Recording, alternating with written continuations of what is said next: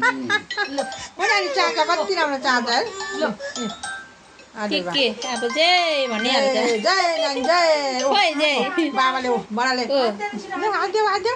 अब के लाउँछ भाइले के लाग्यो छिटो अरे हेर न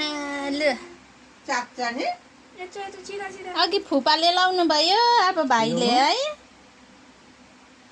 दामी टमाटर र भयो त ए वाउ वाउ अब जिउवा गर्नु ल दिदीलाई ए हतार भयो होला जिउ यहाँ लगाउँदैन यहाँ ए लु छिटो लु